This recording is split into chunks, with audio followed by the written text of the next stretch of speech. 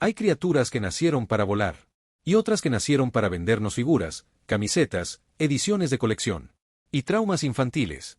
Porque si hay un ser mitológico que se niega rotundamente a morir. Ese es el dragón. No importa si estás leyendo una novela medieval, viendo una serie con presupuesto obsceno, jugando un RPG donde eres el elegido. O perdiendo tu sanidad mental en un jefe final que escupe fuego cada 3 segundos. Ahí está el dragón. Siempre.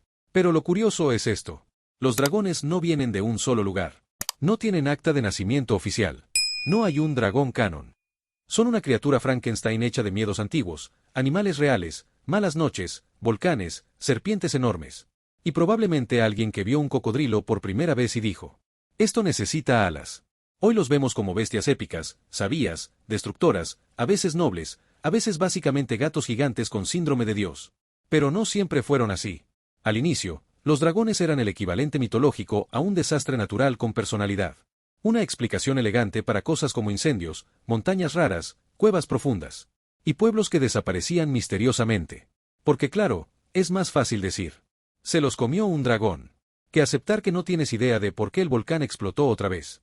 En Oriente, por ejemplo, el dragón no era el villano. Era sabio, celestial, símbolo de equilibrio, lluvia y poder imperial. Básicamente un dios con escamas y bigotes. En Occidente. Bueno, en Occidente el dragón era el problema. Un monstruo que vivía en cuevas, acumulaba oro que no iba a gastar jamás. Y que solo existía para que llegara un héroe con espada, fe dudosa y cero plan de retiro. A matarlo. Y de ahí nace una de las dinámicas narrativas más recicladas de la historia. Dragón igual a obstáculo. Héroe igual a solución. Tesoro igual a trauma emocional garantizado. Con el tiempo, la literatura tomó esa idea y dijo: ¿y si el dragón no es solo un enemigo, sino un personaje? Y entonces llegaron las novelas. Dragones que hablan. Dragones que piensan. Dragones que recuerdan eras completas mientras los humanos olvidan su contraseña del correo. Tolkien los volvió símbolos de codicia y destrucción elegante. Anne McCaffrey los convirtió en compañeros casi domésticos. Aunque domésticos en el sentido de te ayudo, pero también puedo incinerar un valle. Y más adelante, la fantasía moderna dijo: ¿y si el dragón no es bueno ni malo, solo está harto de todos? Series, películas y videojuegos tomaron nota. En cine, los dragones crecieron en tamaño, presupuesto y cantidad de CGI. Pasaron de ser una amenaza ocasional a convertirse en eventos narrativos con música épica incluida. En series. Bueno, en series aprendimos que si hay dragones, nadie está a salvo. Y el presupuesto del último episodio se fue todo en fuego. Y en videojuegos, los dragones encontraron su forma definitiva. Jefes finales. Criaturas diseñadas específicamente para enseñarte humildad. Hacerte gastar todas tus pociones. Y recordarte que tal vez no eras tan bueno como pensabas. Pero aquí viene lo interesante. Cada dragón que vemos hoy es una mezcla de todo lo anterior. Mito antiguo y reinterpretación moderna y reglas del medio donde aparece. Un dragón de novela no funciona igual que uno de videojuego. Uno puede ser metáfora. El otro tiene barras de vida. Y aún así, reconocemos a todos como dragones al instante. Alas, fuego, presencia. Respeto automático. Porque los dragones evolucionaron con nosotros. Se adaptaron a nuestras historias, a nuestras pantallas, a nuestros controles. Nunca se extinguieron. Solo cambiaron de formato. Y hoy vamos a recorrer ese viaje. De los mitos al papel. Del papel a la pantalla. De la pantalla al joystick. Vamos a hablar de dónde salen los dragones. ¿Por qué siguen funcionando? ¿Y qué puedes aprender de ellos si quieres crear uno propio? Ya sea para una novela, una serie, una peli. O un videojuego que haga llorar a alguien en dificultad difícil. Porque los dragones no son solo monstruos. Son ideas con alas. Hey, ¿qué tal? Yo soy Master. Y esto es Ideas para Escritores. Bienvenidos.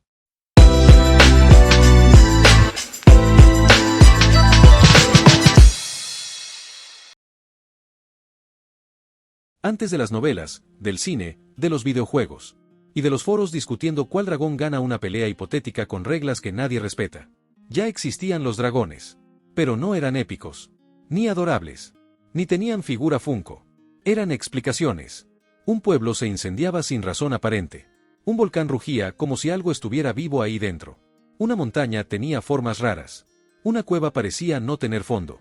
Gente desaparecía. Conclusión lógica para alguien sin Wikipedia, sin documentales y sin geología básica.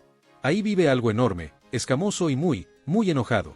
El dragón nace como una respuesta primitiva al miedo.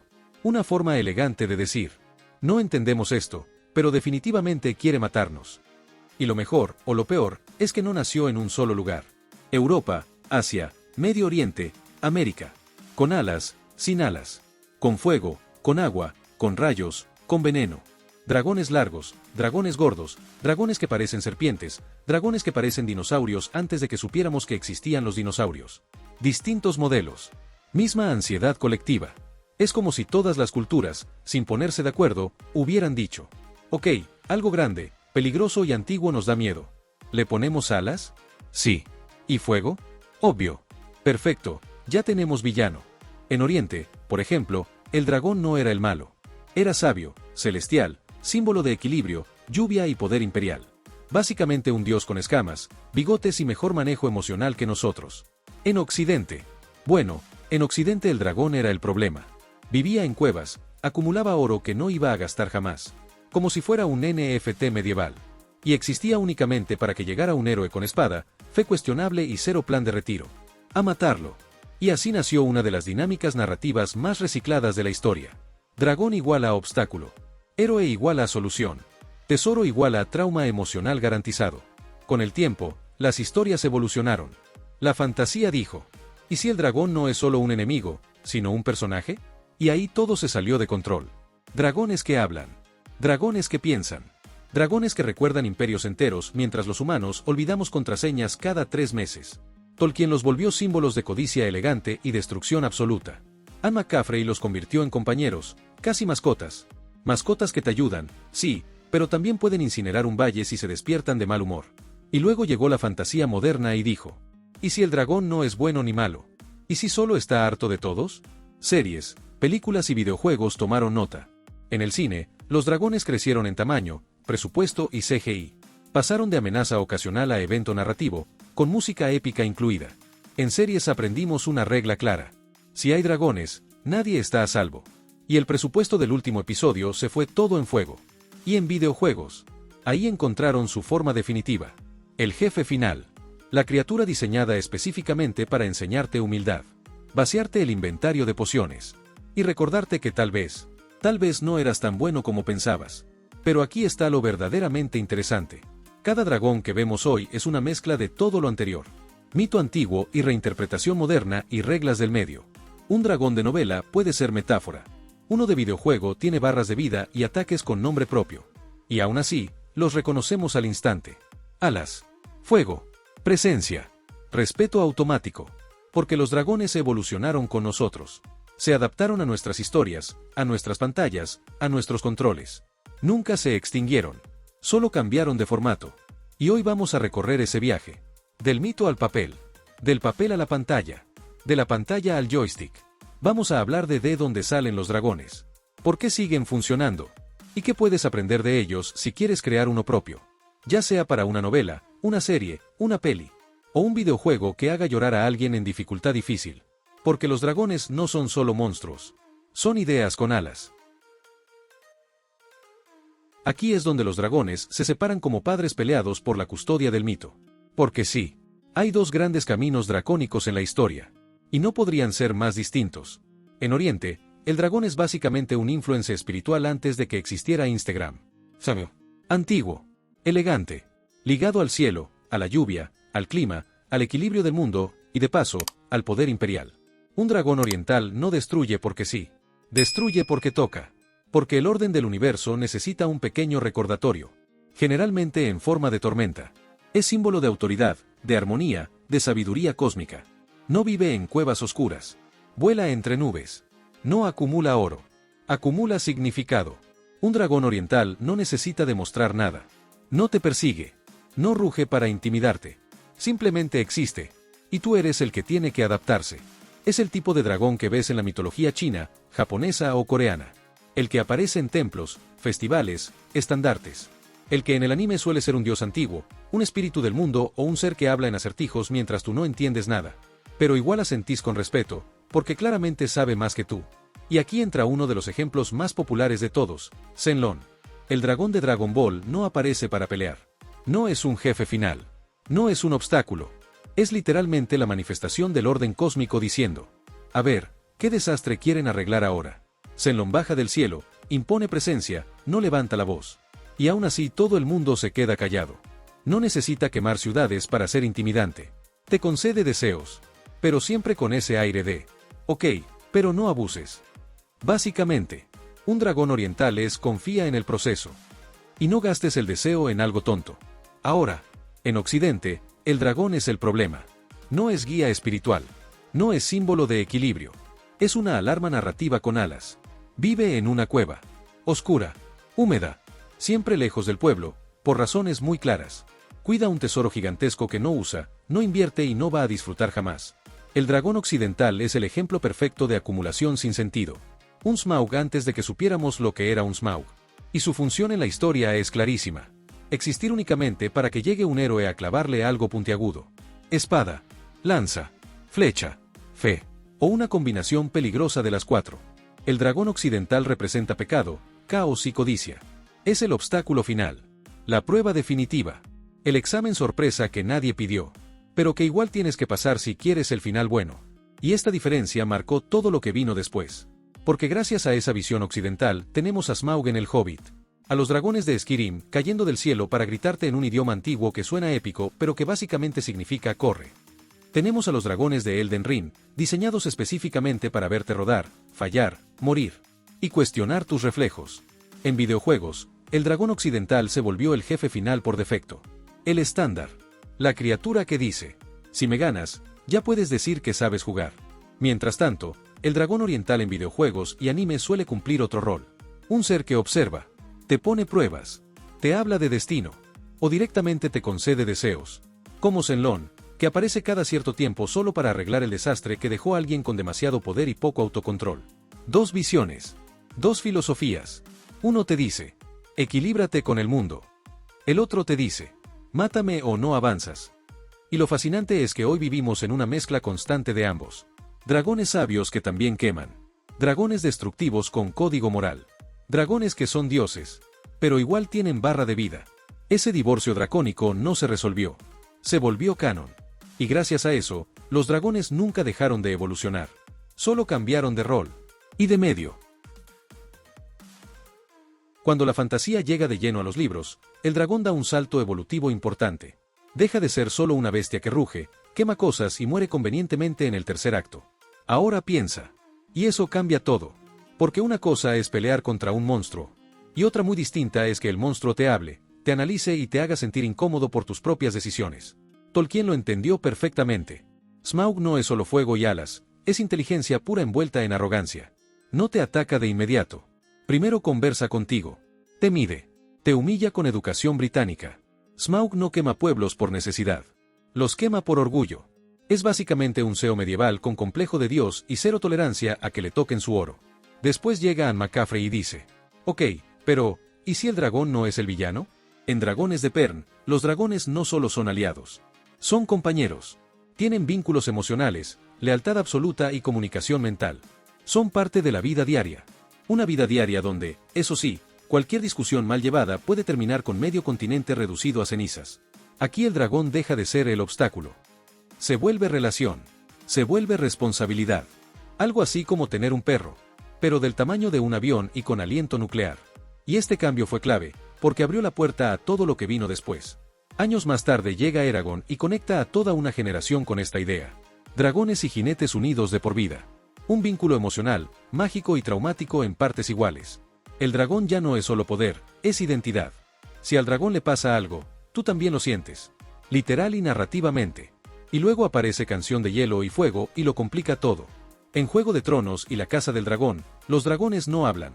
Pero no lo necesitan. Son armas vivas. Símbolos de poder absoluto.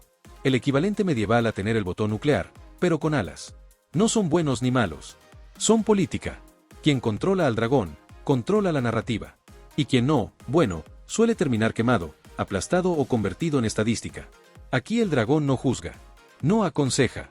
No da discursos. Obedece, hasta que deja de hacerlo. Y eso los hace aún más aterradores. A partir de aquí, la literatura moderna empezó a hacerse preguntas más incómodas. ¿Y si el dragón tiene memoria?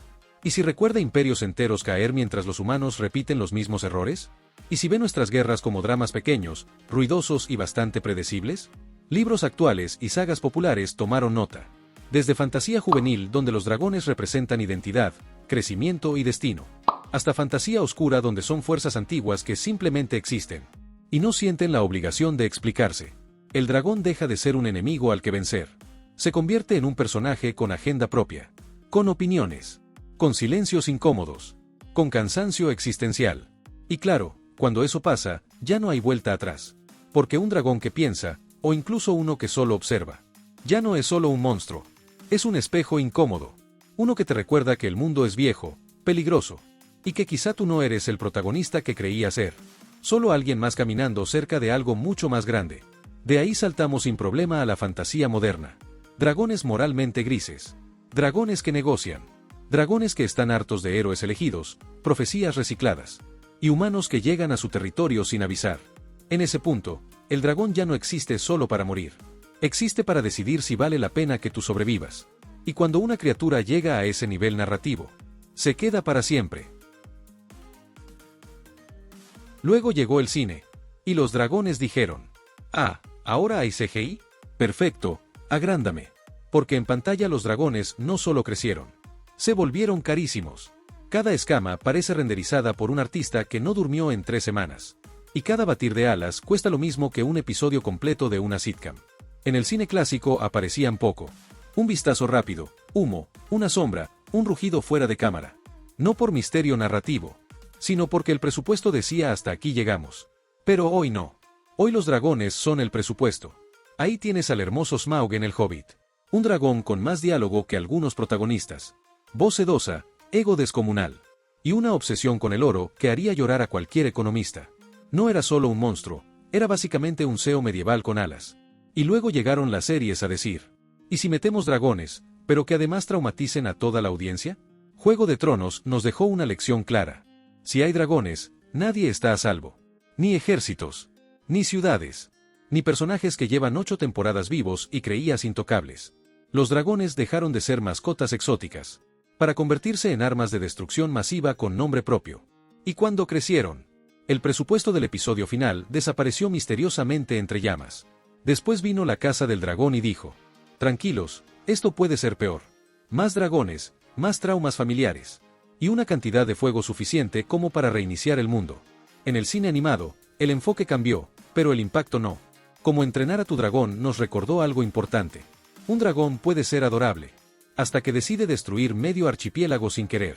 Son perros gigantes con alas, sí, pero perros que pueden borrar pueblos del mapa en un mal día. Y ojo, porque incluso cuando no son el centro de la historia, su presencia lo cambia todo. Un dragón entra en escena y automáticamente sabes 3 cosas.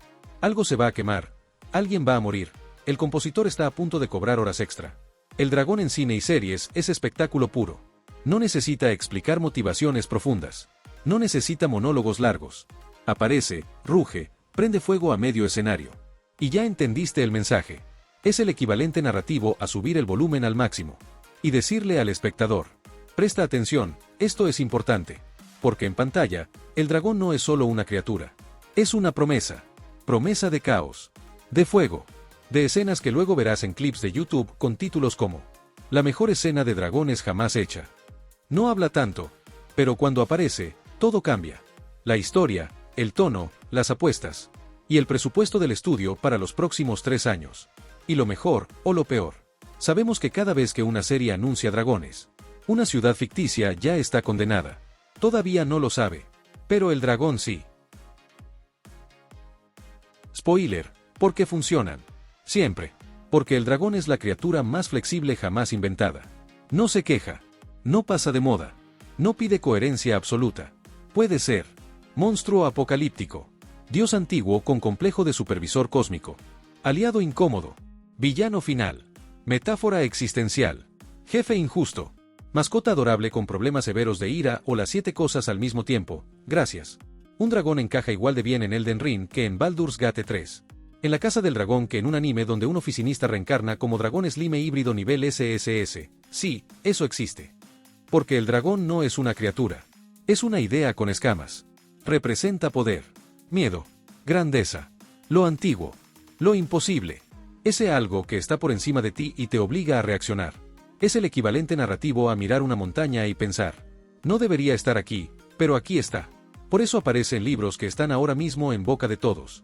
En sagas de fantasía que revientan TikTok. En videojuegos que te prometen libertad. Y luego te sueltan un dragón para recordarte quién manda. El dragón es el recordatorio constante de que el mundo no gira alrededor del protagonista. Ni de ti. Ni de tu build perfectamente optimizada. Y por eso nunca se fue. Solo cambió de formato. De pergamino a libro.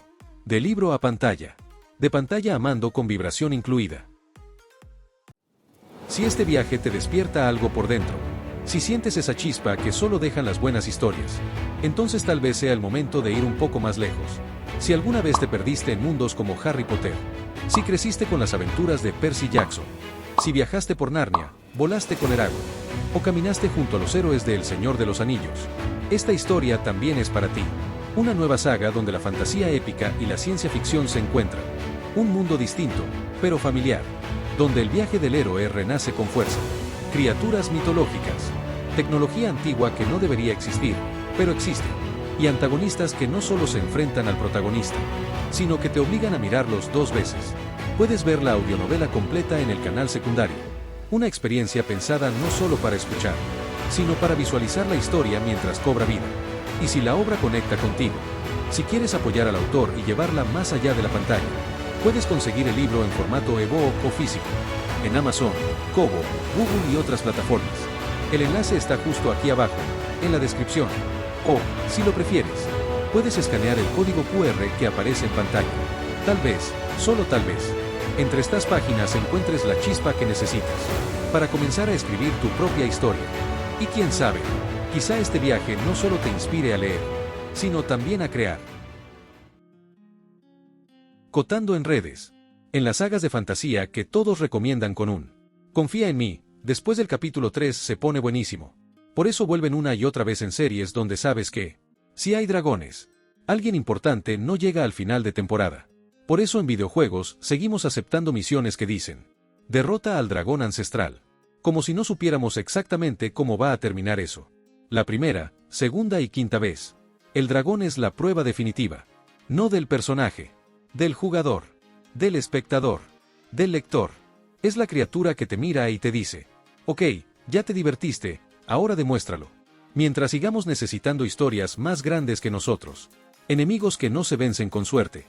Y obstáculos que nos obligan a mejorar, a crecer. O al menos a intentarlo una vez más. Siempre habrá un dragón esperando al final del camino.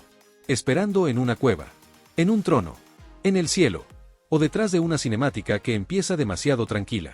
Y seamos honestos. No importa cuántas veces lo enfrentemos. Ni cuántas historias hayamos escuchado. Ni cuántos juegos hayamos terminado. El dragón probablemente nos va a quemar primero. Pero igual vamos a volver. Si quieres crear un dragón, la pregunta no es, ¿escupe fuego? Porque a estas alturas, si no escupe fuego, la audiencia se siente estafada. La pregunta real es, ¿qué representa? ¿Es castigo divino? ¿Es herencia de un mundo que ya no existe? ¿Es un arma creada por alguien que perdió el control? ¿Es la memoria viva de una era olvidada? ¿Es el resultado de esto parecía buena idea en su momento? Un buen dragón no se define por cuántas alas tiene, ni por cuántos elementos controla, ni por el color de sus escamas edición legendaria. Se define por el peso que tiene cuando aparece. Si entra en escena y todo se detiene. Si cambia el rumbo de la historia. Si obliga a los personajes a replantearse quiénes son. O a los jugadores a guardar la partida y respirar hondo. Entonces funciona. Porque un dragón no está ahí para llenar espacio. Está ahí para romper algo. Un reino. Un equilibrio. Una creencia. O la confianza del jugador que pensó. Nah, seguro no es tan difícil. Los dragones no son solo monstruos. Son pruebas. Son advertencias. Son ideas con alas y muy mal genio. Y mientras sigamos necesitando historias que nos recuerden que hay cosas más grandes que nosotros, los dragones seguirán volando. Nos vemos en Ideas para Escritores. Soy Master. Y si quieres seguir afinando tu estilo, explorando nuevas ideas, seas novelista, guionista, creador de mundos, poeta nocturno o sobreviviente del bloqueo creativo, y enfrentar tus historias con intención y coraje, o al menos con café caliente al lado, dale like, comparte, comenta. No para inflar números, sino para que esta comunidad siga creciendo, palabra a palabra. Y si te gustan estos temas, crear mundos, diseñar criaturas, entender por qué ciertas historias funcionan y otras se caen en el tercer acto, tengo un par de videos por aquí que seguro te van a interesar. Échales un ojo cuando termines este. Puede que encuentres justo esa chispa que estabas buscando. Nos leemos en la próxima página. O en el próximo bloqueo creativo. Lo que llegue primero.